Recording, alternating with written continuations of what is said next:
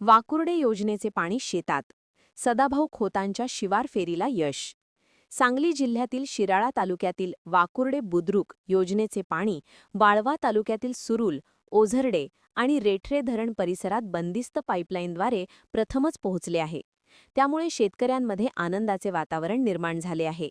महाराष्ट्राचे माजी कृषी मंत्री आमदार सदाभाऊ खोत यांनी शेतकऱ्यांच्या बांधावर जाऊन शासकीय अधिकाऱ्यांसह शिवार फेरी काढत कामांची पाहणी केली. या फेरीनंतर आज प्रत्यक्षात पाणी सुरू झाले. सुरूल, ओझरडे आणि घबकवाडी, तालुका वाळवा येथील शेतकऱ्यांच्या सातत्यपूर्ण मागणीनंतर वाकुर्डे बुद्रुक उपसा जलसिंचन योजनेच्या कामांची प्रत्यक्ष पाहणी करण्यात आली. यावेळी तलावांचीही पाहणी करण्यात आली. महायुती सरकार शेतकऱ्यांच्या प्रगतीसाठी विविध योजनांद्वारे पाठीशी उभे आहे. तसेच जिल्हा व तालुका स्तरावरील अधिकारीही शेतकऱ्यांच्या हितासाठी कार्यरत असल्याचे यावेळी सांगण्यात आले.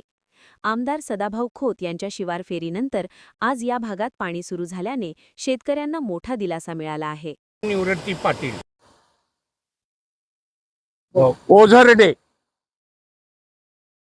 योजनेचं पहिल्यांदा पाणी आलं, तुम्हाला काय वाटतं? 1923 साली ही योजना पूर्ण झाली, शासनानं केली.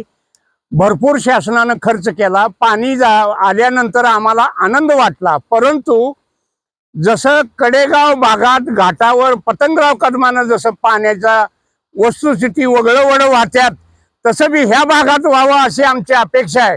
शासनाला मी विनंती करतो, एवढा जनतेचा पैसा शासनानं हा खर्च केलाय, तरी तो वाया जाऊन शेतकऱ्याला अजिबात ह्याचा आता इथून पुढे फायदा झालेला नाही, तर फायदा व्हावा. एक तरी शेतीला पाणी पाटाद्वारे द्यावावं, नसेल तर प्रत्येक ओढ्याला वगैरेला पाणी सोडावं, जेणेकरून शेतकऱ्याच्या विहिरी भरतील आणि त्यांना फायदा होईल. ही